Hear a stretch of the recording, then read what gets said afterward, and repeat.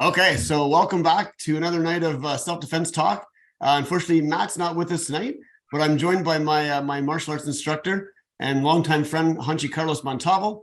And I'm going to let him do his introduction here because I can't do his introduction justice for all that he's done and the amazing things. So Hanchi, it's up to you. Where you go. Oh, okay. Hello, everybody.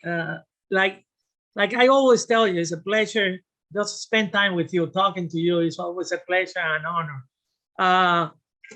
Like you said, I'm Hanchi Carlos Montalvo. I've been doing martial art for over 50 years. I was a well-known fighter, I think. I became world champion 5 times. However, what most of the people do not know, I spent 29 years and 8 months as a United States Justice Department, at the beginning Treasury Department, then Justice Department, U.S. federal agent, and became a supervisor also. And I work in the cities that has the highest crime rate in the United States. And then I did 3.5 years in Mexico. I worked there too, and 1 year in El Salvador with the United States Justice Department Bureau of Alcohol, Tobacco, Firearm, and Explosive. What is significant about this is the following. In the other federal agencies, when you're working a case, not necessarily the person who you're gonna be arresting because he's dealing in narcotics may be armed. Who knows? If he doing other things like counterfeiting or stuff like that, that doesn't mean he will be armed. In my case, everybody that we arrest is 99.9% they're armed. They're armed with firearms, with knives, with everything, machine gun and everything. So if you're gonna be doing what I did, 80% of my job was on the cover, you need to be very alert. And I would like to share some of the experiences and some of the things that we pay attention on the street. So I think that's a good introduction. Yeah, no, that's awesome. That's awesome. If we look at self-defense as a whole, we think of, like, I like to think of our awareness skills as being our #1 asset. And you just already mentioned that in your intro there. Can you maybe elaborate on how important awareness was for you in your job and how it relates to just self-defense and personal safety altogether? Yeah, definitely. Awareness is something that you have to be aware, but at the same time, the power of observation, not looking, observation, and have the malice, try to develop the malice of what do you think could develop if you take this route or if you do this, things like that. Let me give you an example of how I try in my family. And when I was going out with my 3 sons, we go to a restaurant, we sat down, and after we sat down, almost immediately, I had them looking at me, putting their hands here, and without looking around, I would ask them, give me details. The door open to the outside or the inside? How many doors inside? How many people are sitting here? How many males? How many females? Who you think will be a guy that could be bringing troubles here? Oh, the one with a bald-headed tattoo or whatever. And then they pay attention to that. And then who has a bag? So, no, the guy sitting in the corner, he has a bag. And that's how I start developing that to my 3 sons. And they were able to develop pretty good awareness of everything that was surrounding them. Thanks God that we were doing that. But you are right. Be aware of your surrounding for several reasons. And I will give you sample of those several reasons when we go more into the subject. Perfect. And so, like you said there, the difference between observation and looking, right? So observation, is that more of the skills of seeing what's going on and counting the people, knowing who's there, looking for the things that are kind of like maybe out of the norm, as opposed to just looking around and not paying attention to what's going on. Definitely. The other day I was with the family. We were at the mall, and I sat down, and they weren't in stores. So I sat down. I started observing people, and I began anticipating that guy coming this way. He is left-handed. The other one is right-handed. The other one is this. I think he's carrying a gun or something. And I was paying attention to those things, and I say, hey, I'm not an agent anymore, but I need those things to stay alive, because the people that I arrested served 30 years. This is the time that they're getting out. Who knows if I bump into one or two or three of them. I have bumped into 5 during my retirement, and thanks God, everything okay. But you pay attention to those little things. Those are the things that will help you. Right. Perfect. So my next question is, so that when you've been in lots of situations that have been very high risk, that have involved shootings and stuff like that, how do you maintain composure and awareness and being able to work under that pressure and do what you're supposed to do? That is a very, very good question. Most of the people that have been involved with shooting with me, after we got into the shooting, we sat down, we eat, and we talk. And they asked me, how were you so calm? How you were able to aim? How you were able to hit? And it's amazing. I would say, James, that probably the martial art helped me there. With the mentality, how you prepare yourself. The same way I draw my gun from the hip is the same way you throw a yakusuki. Right. So that type of similarity I try to use and take advantage of that. So one of the things that happen when you get involved in a very high risk or crisis situation is you lose perspective of what is surrounding you. I don't know if you ever talk to a cop or something. When I teach for law enforcement, I got law enforcement people coming to me and he says, oh, I got punched on the side. It was a sucker punch or because I was talking to this guy. It wasn't a sucker punch. The only person that was a sucker was you, because you allowed that second person to get so close to you that he was able to punch you.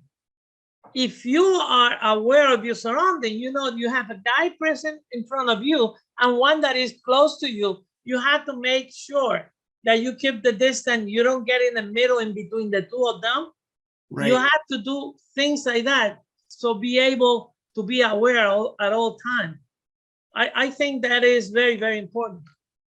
So that works into my next question of just keeping a safe distance from somebody to be able to observe, because we know that if we get too close to someone, we lose some of that ability to react, because you're not going to be able to see the person either going to grab or punch you, right? So how did you a couple tips on how do you maintain a distance in a situation where people are trying to get close to you with more than one person? Let me see if I could explain without doing a demonstration, because we don't have the ability to do that here.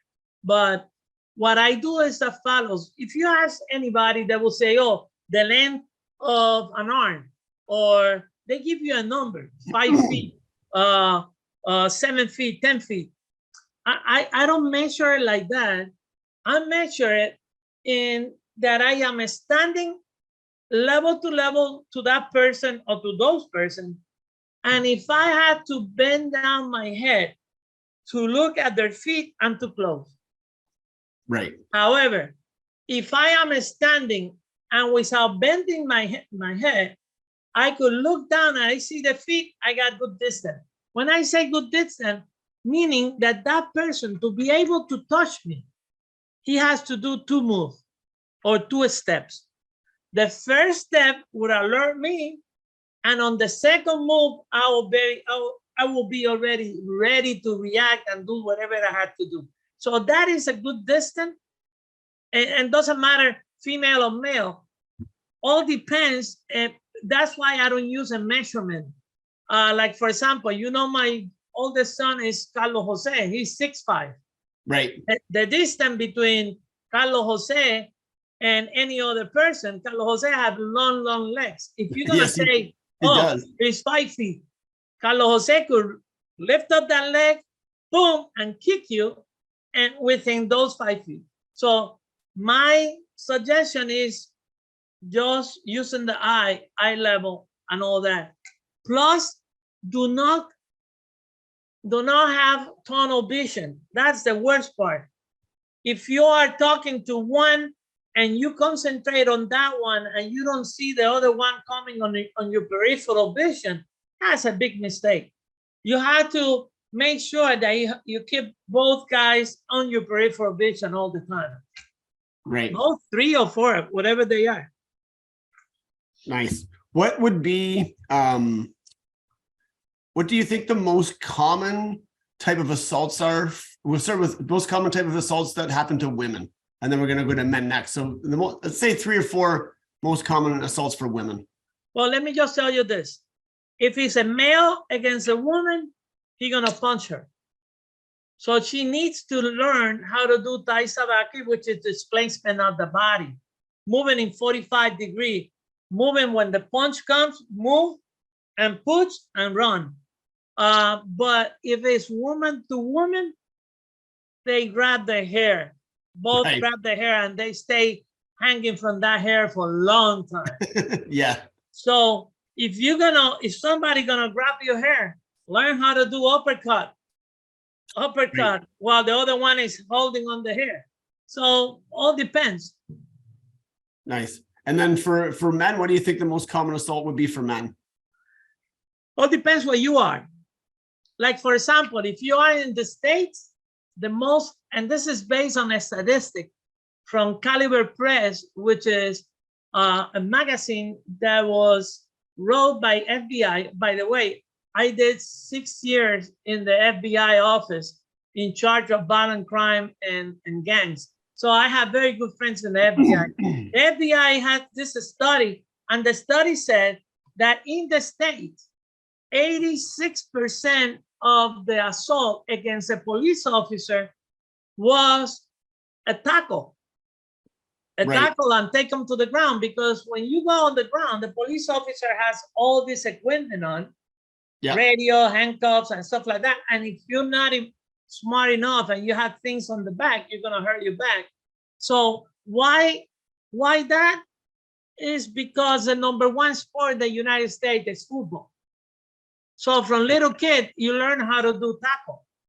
So if that happened in Mexico, they probably gonna kick you. If that happened in Puerto Rico, they probably gonna punch you. Puerto Rico is the smallest island that has the largest amount of world champion in boxing. So everybody learned how to box from early age.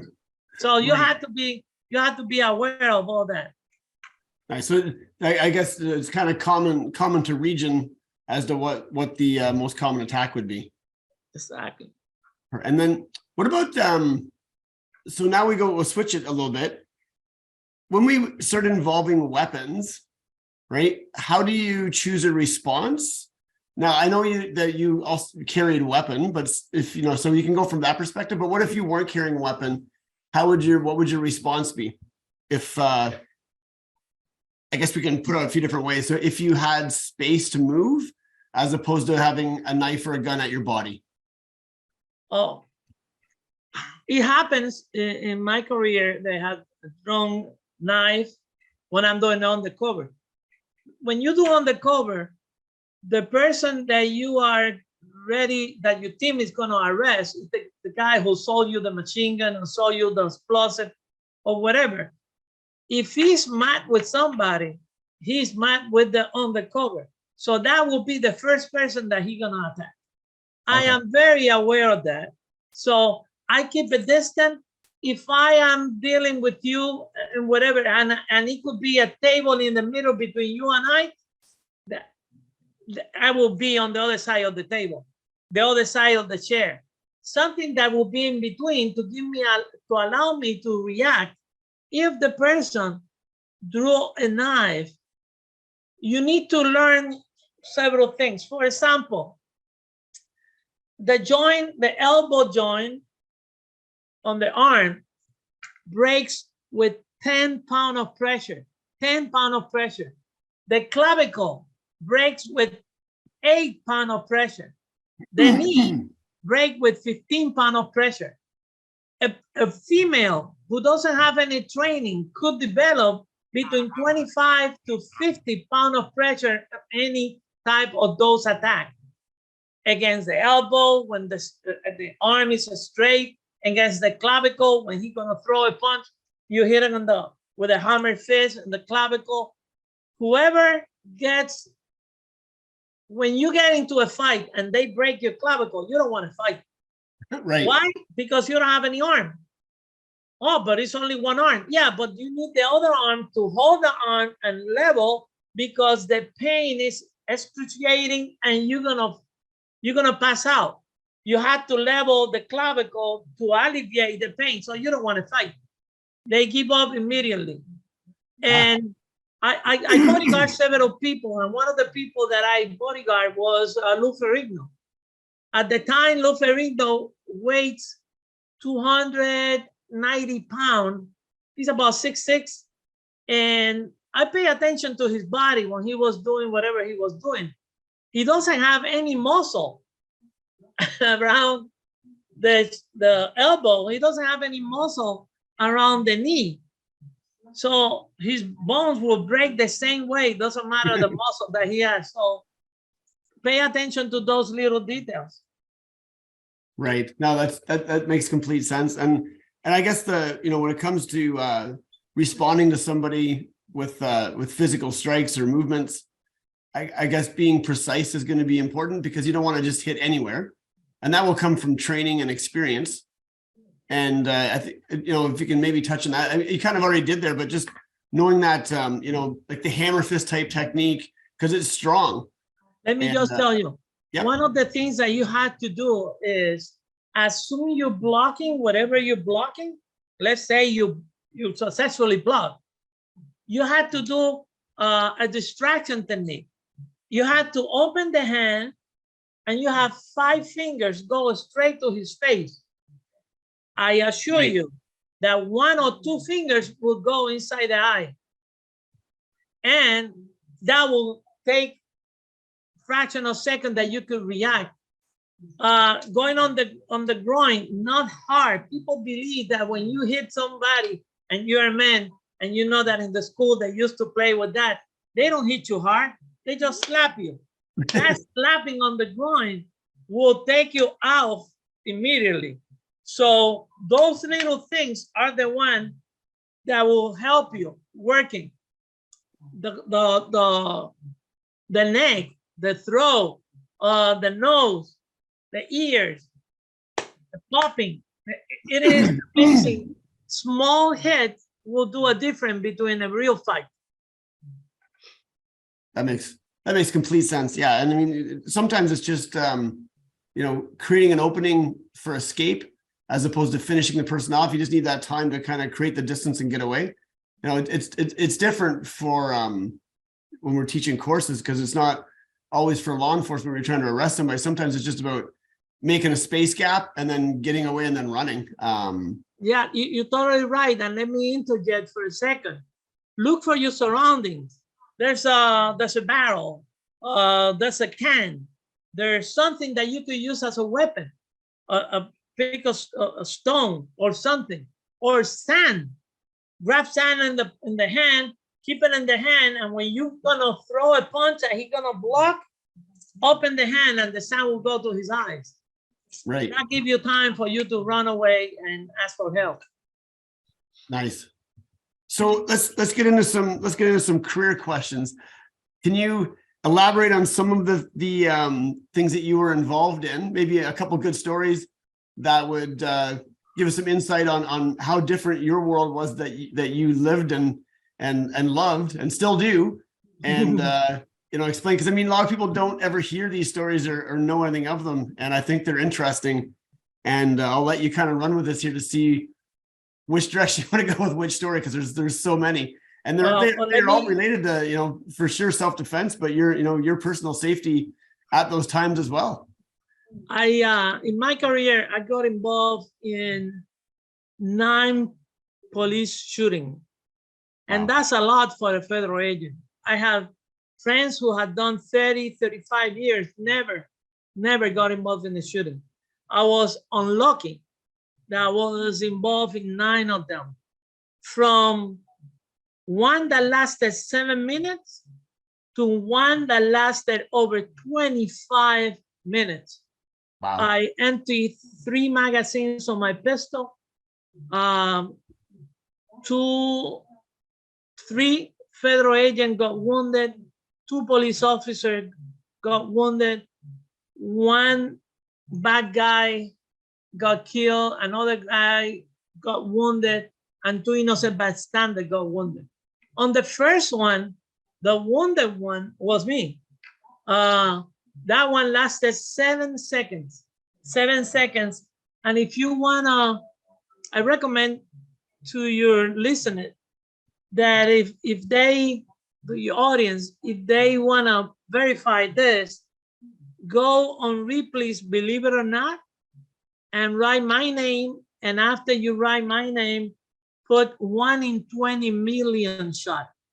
If you put there, it will let you know that when I approach a bad guy, and the bad guy was coming,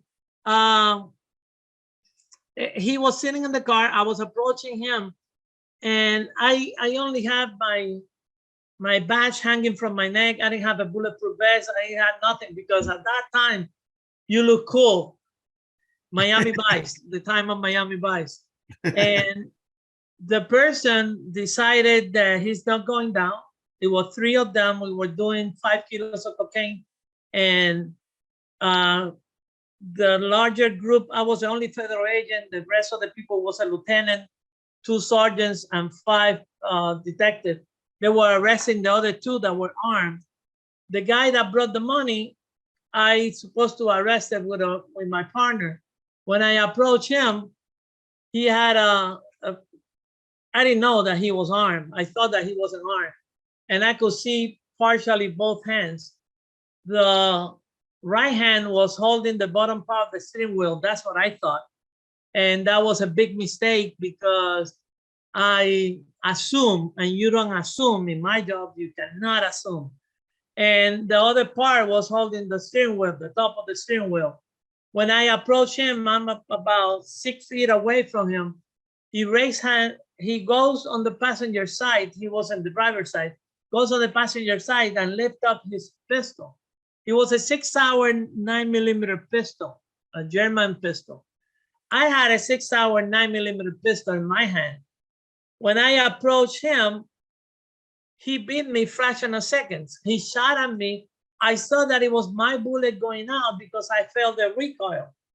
And in reality, to make a long story shorter, I never beat him. He beat me shooting first. His round went down the barrel of my pistol and I smashed my bullet. And that's why they call him the Miracle of Westland. They call him 1 in 20 million shot based on computer. I've been called by Oprah Winfrey, by Mythbusters, by several people to do an interview. I decided not to do any of that because the guy who did that died that day. And he was probably the father of somebody, the son of somebody. I didn't want to take advantage of anything like that. So it never happened. On the other ones, it was in Puerto Rico, most of them. And in Puerto Rico is real, real bad, very violent. And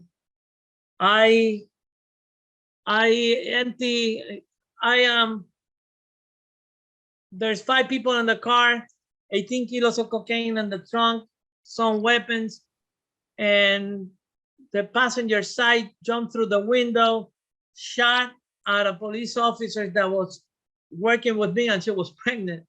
I grabbed her and started shooting.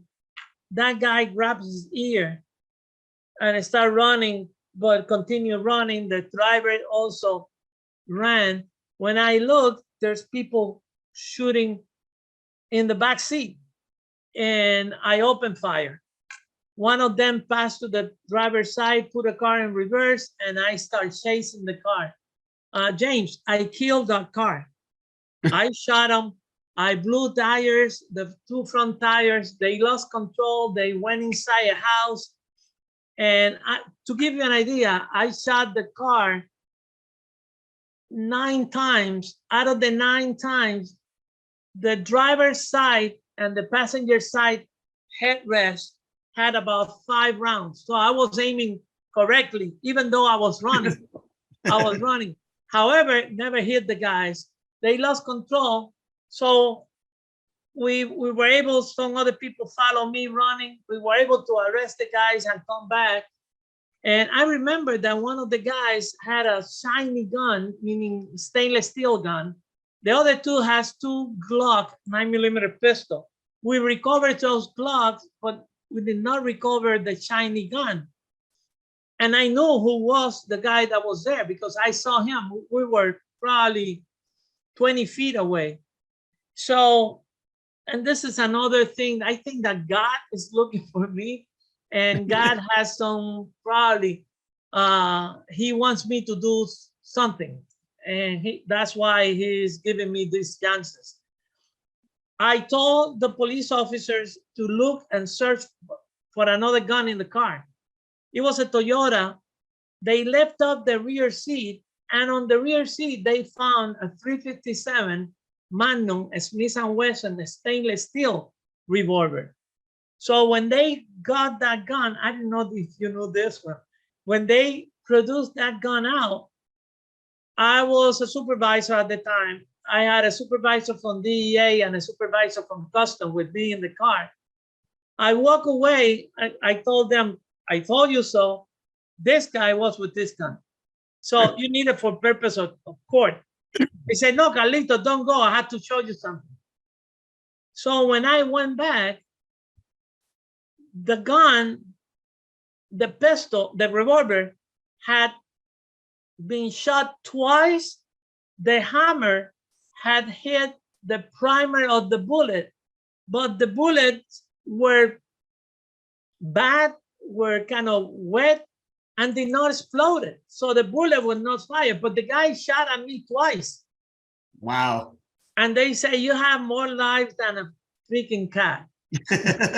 So that's another, I could tell you more and more, but the whole thing is, I'm lucky and I'm glad, and that's why I travel, and that's why I decide to teach, because I want to help other people not to go through the bad thing that I went through. Yeah, and I love when you're doing seminars and teaching, because I know you love to teach, and because you can base it on experience, and there's no bullshit. You tell it like it is, and you show what you've done and what you've seen, and the stuff works, and it's great to see. But I mean, you base that on a life career of experience, and you put it all together, and you know, the fancy stuff doesn't work, and you prove that all the time. It's the stuff that's direct and to the point. You just make it happen. Let me just share this with you. I was teaching at the academy, and I was teaching a street safety and survival. That is a course for ATF agents that had more than 10 years. And we teach a nice 2-week course. I was teaching, and somehow the U.S. Marshal was having another training, and they had their instructor with them. And they basically told me, Carlitos, we want you to meet our karate instructor. I said, okay, great. I'm going to meet a karate brother. So I went there. It was a young guy, probably 30, 35 years old. I was in my last year working, probably 2012, 2013. And I met him. And the guy was very nice. He was Brazilian. So he practiced this very well-known Brazilian jiu-jitsu. And I says, good, good. And then he says, what do you style? And I said, Goju Ryu. And he said, good. I believe that my Brazilian jiu-jitsu is much better. And I tap him on the shoulder and I says, I totally agree with you. And I just walk away. All my friends from US Marshal were looking at me like, I have never seen Carlos be so humble or walking away from a possible discussion. Then before I was going out, I look at him and I said, how long you been a police officer? And the guy says, no, I've never been a police officer.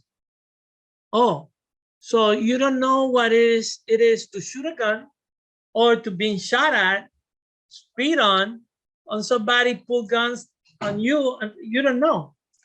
No, sir. I said, okay. I said, let me just, can I ask you something? And I says, yeah.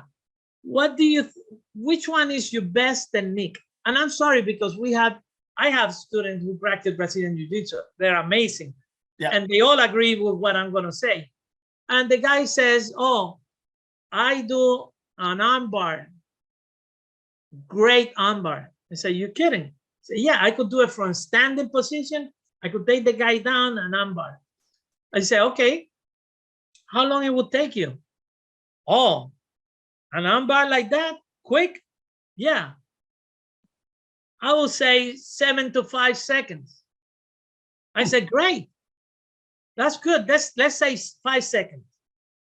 And at the gym, it's a big gym at the Federal Law Enforcement Training Center in Glencoe, Georgia.